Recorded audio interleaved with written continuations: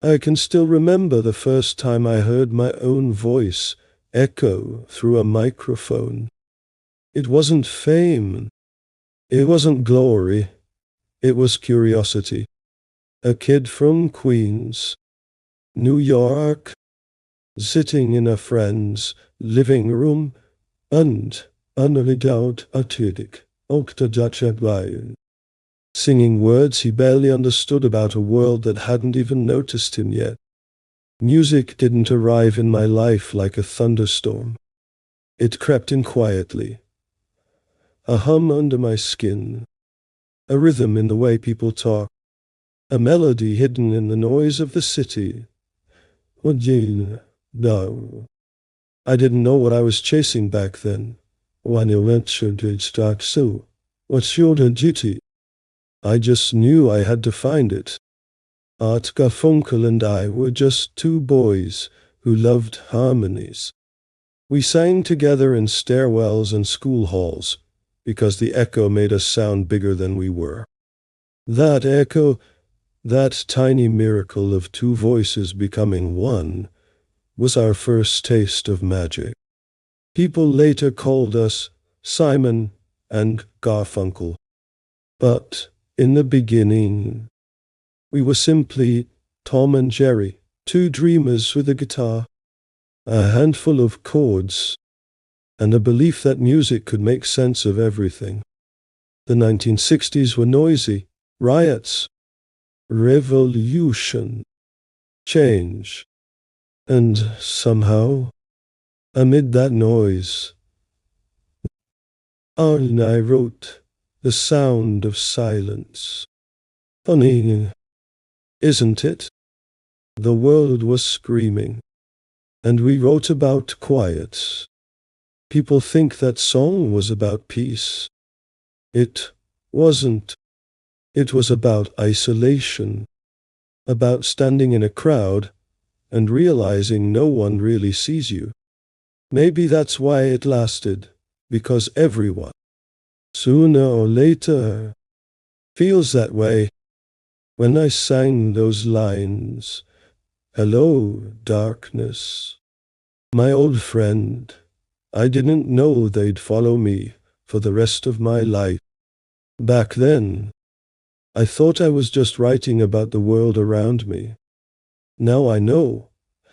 I was writing about myself. Met die zinnende artists on low hum of a subway train passes beneath narration. The moment came quietly at first, a whisper that grew into a roar. One day we were playing coffee houses. The next, we were on stages we couldn't even see the end of. Thousands of faces, lights blinding us. And come out and den so sick and you had Tutsianen. Our voices carried farther than we ever dreamed. But here's the thing about success. It doesn't change you. It reveals you. Art was a voice made of air and gold. I was the one grounded and chasing perfection, rewriting every lyric, re-recording every take. I thought precision was love.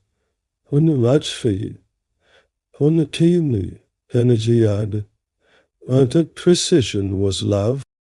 I thought the harder I worked, the closer I'd get to peace.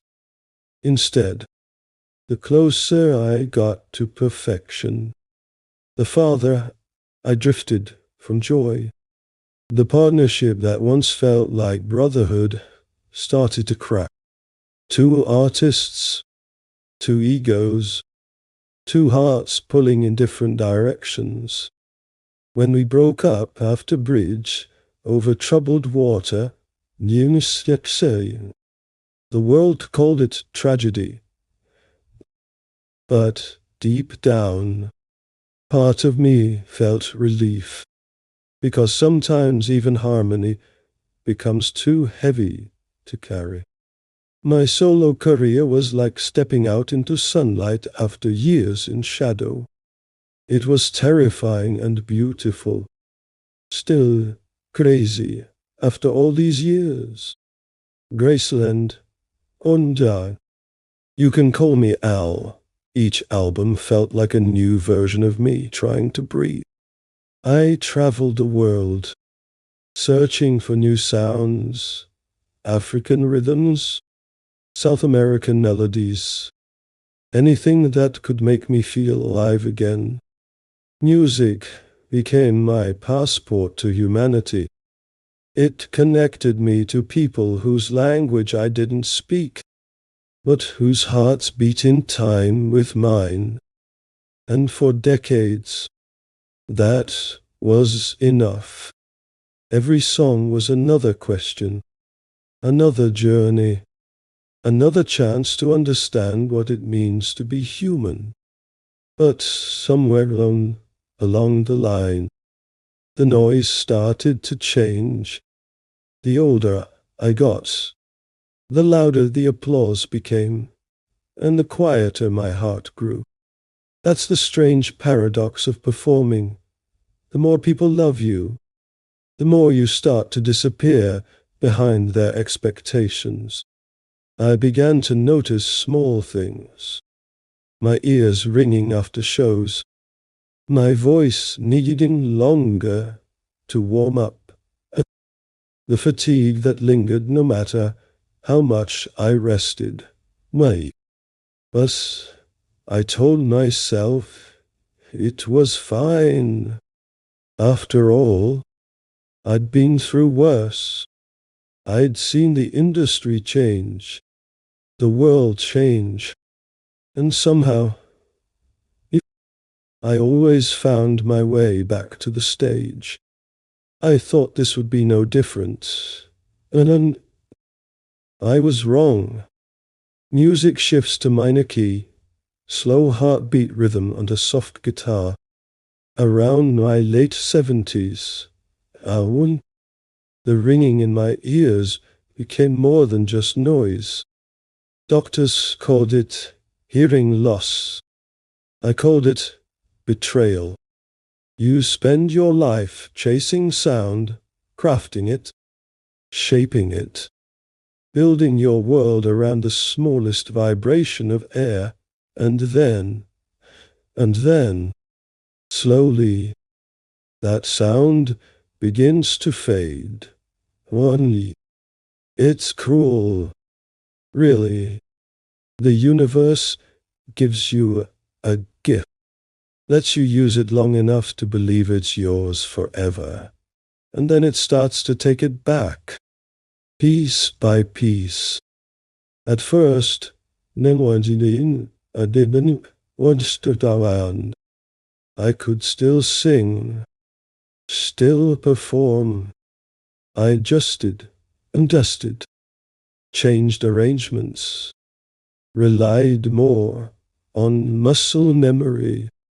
But music isn't something you just do. It's something you feel.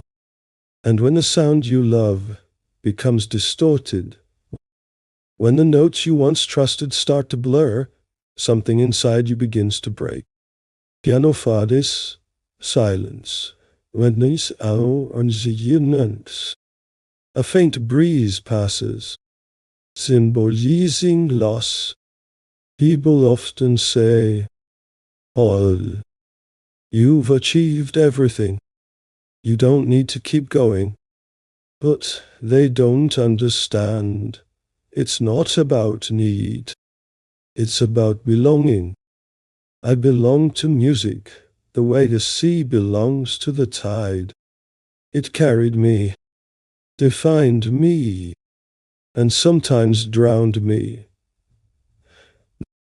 When I realized my hearing was slipping away, I tried to deny it. I kept writing, kept performing. Even though every show felt like chasing a melody I could barely hear.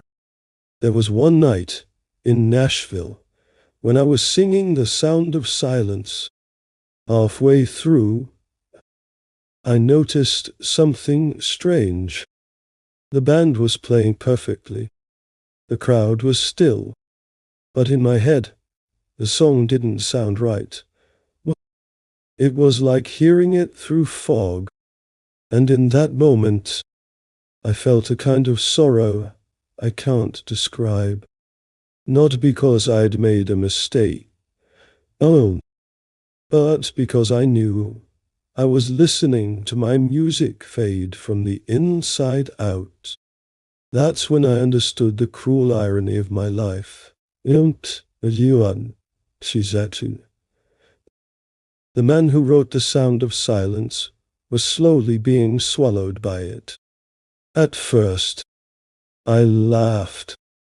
It felt poetic in a dark way, the songwriter trapped inside his own metaphor. But later, in the stillness of night, when the laughter turned to acceptance. Maybe this was always how it was meant to be. A life of sound ending in silence. A song coming full circle. I don't regret a single note. Not the hits. Not the failures. Not even the moments when I lost myself in the noise. Because every melody was a piece of me trying to make sense of the world. And in some strange way, even losing my hearing became part of that story. You see, music isn't just what you hear. It's what you remember. And as long as I can remember the sound of Art's voice blending with mine, of the crowd singing in unison, of the silence that followed every encore, then I haven't really lost anything. When my hearing began to fail, I told myself it was temporary, a bad day, a cold, onzi, something simple, but it wasn't. Night. Each week, Wonderlands Odzoni Ba. The world became slightly duller. The birds outside my window sounded like whispers. The laughter of friends faded into distant echoes. At first, I pretended nothing was wrong. I still went to the studio, still picked up my guitar, still tried to chase melodies that no longer reached me the way they used to. I'd ask engineers, turn the monitors up a bit, or can you boost the high end? They'd nod, adjust, then tune, smile. But I could see in their eyes that something had changed. They were hearing something I wasn't. I started writing differently, not with sound, with memory. Instead of listening to notes, I began remembering them, the way a chord once felt under my fingers, the way a lyric would sit on a melody like sunlight on water. It was no longer creation. It was recollection. I told myself that maybe this was just another phase, that I could adapt. Artists reinvent themselves, right? Well, maybe I could be one of those who transcends the instrument, who writes from silence instead of sound. But when you've lived your entire life inside vibration, losing it is like losing color from the world. Imagine painting in black and white after years of living inside rainbows. That's what it felt like. Performing became more complicated. I'd step on stage. The lights, still blinding, the audience still cheering, but inside my ears, a wall. It wasn't silence exactly. It was distortion. The higher frequencies, the symbols, the harmonies, they'd twist and blur. Sometimes I couldn't tell if I was sharp or flat. I began relying on muscle memory. I'd sing not because I could hear it, but because my body remembered the movement. The way air flows through your chest when a certain note comes. It was mechanical, not magical, and that broke my heart. One night, after a show, I went back to my hotel and sat on the edge of the bed. The applause was still ringing faintly, not in my ears, but in my bones. I realized that the audience had just heard a concert, and I hadn't. That was when the depression set in. It wasn't dramatic, no breakdown, no public collapse, just a slow, creeping fog that dimmed everything. I'd wake up with my guitar next to me and feel nothing. Friends would say, "Paul, take it easy. You've done it all." But they didn't understand that this wasn't about ambition. It was about connection. For me, sound was never fame. Sound was faith. It was how I prayed, how I processed, how I loved, and suddenly, my prayer was gone. I tried therapy. I tried meditation aloud. I even tried writing without instruments, poetry, short stories, anything to fill the void. But every word I wrote felt like a ghost of music. The melody was always there, in my head, but it never reached the air. It's strange. People think losing your hearing means silence. But it's not silence that hurts. It's the noise that never leaves, the ringing, the distortion, one's own knowing, the constant reminder that something inside you is broken. That sound followed me everywhere, in quiet rooms, in crowded airports, even as I slept. It was my unwanted duet partner. One day, I sat outside my home in Connecticut, watching the sun sink behind the trees. The world looked the same as always. The wind moving through leaves, children laughing in the distance. But I couldn't hear it clearly.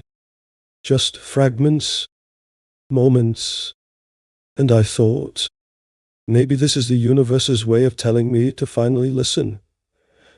Not with my ears, but with my soul. And for years, I'd chased perfection. Every take, every lyric, every arrangement had to be precise. I'd driven myself and everyone around me mad trying to capture the perfect sound. But no, perfection was no longer an option. So what was left? Acceptance. It didn't happen overnight. It took months, maybe years.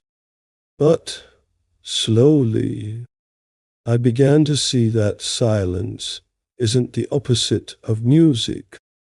It's part of it. Every song I'd ever written had space between notes, moments of breath, where the music paused. Maybe that's what life was giving me now, a pause. So I stopped fighting it. No, I stopped trying to hear what I couldn't. And I started feeling what I could. I found rhythm in the way my wife moved through the kitchen, in the way morning light touched the floor, in the simple act of breathing in sync with the world. It wasn't applause, it wasn't glory, but it was real. Sometimes I'd listen to my old records, Graceland, Rhythm of the Saints, Hearts and Bones. I'd close my eyes and remember the places, the people, the laughter in the studios. I could almost hear the voices again. Ladysmith Black Mambazo singing in harmony, their joy filling the air. And I'd smile, because even if I couldn't hear them anymore, I could feel them. The rhythm never truly left. It just changed form. That realization saved me. In 2023, I announced that I was stepping away from performing, not as a farewell filled with sadness, but as a bow, a quiet nod to the journey that brought me here. People said, Paul, when, nay. This must be heartbreaking. And yes, part of it was, but another part felt like relief. Because when you give everything to something for so long, there's peace in finally letting it go. I realized I didn't need the stage to validate the songs. The music had already done its job. It had connected hearts, carried memories, and stood the test of time. That's more than I ever hoped for. As a kid from Queens, guitar softens, gentle reverberation fading into silence. No, an Indian stone, when people ask if I miss performing, I tell them this: I don't miss being heard. I miss hearing. It's not bitterness, it's truth. But there's beauty in truth, even the painful kind. I may never again hear a perfect note, but I still wake up every day grateful that I got to spend my life inside sound. Not everyone gets that gift. Sometimes I hum quietly to myself. I can't always tell if it's in tune, but it doesn't matter anymore, because music was never just about sound. It was about presence. When I sit in the garden now, the wind becomes a symphony. The silence becomes rhythm, and I realize something simple. I never really stopped singing. I just changed the instrument. People often ask me, do you ever wish you could go back? Back to the tours, the lights, the sound of thousands of voices singing your words. And the truth is, sometimes I do. There are nights when I close my eyes and feel the weight of the guitar in my hands. Hear the low roar of a crowd waiting for the first note. Those moments don't disappear. They live inside you. But the older I get, the more I understand that life isn't about repeating the same song. It's about knowing when it's finished and having the courage to let it end. When I was young, I thought music was endless, that if you worked hard enough, wrote enough, loved enough, the melody would never fade. But everything fades. That's the beauty and the tragedy of it. A song doesn't need to last forever to mean something. It just needs to exist long enough to reach someone. And I think that's what my life has been. One long attempt to reach people I'll never meet, to remind them that they're not alone in their noise or in their silence. Low strings swell, and your machine, subtle emotion, when it now, at 83, I've realized something simple. The purpose of music was never applause. It was understanding. When I stood on stage, I didn't see fans. I saw mirrors. Each face reflected a part of my own story. Loss, hope, adindins, adadinur, elbow city, antiburdar, loneliness, wonder. That's why I kept writing, not to be heard, but to connect. And even though I can't hear clearly anymore, that connection still exists, because it was never just about the sound. It was always about the feeling. Hose, find birdsong in the distance. When I was younger, so I feared getting old. I thought aging meant losing relevance, losing the spark that made me matter. But now I see it differently.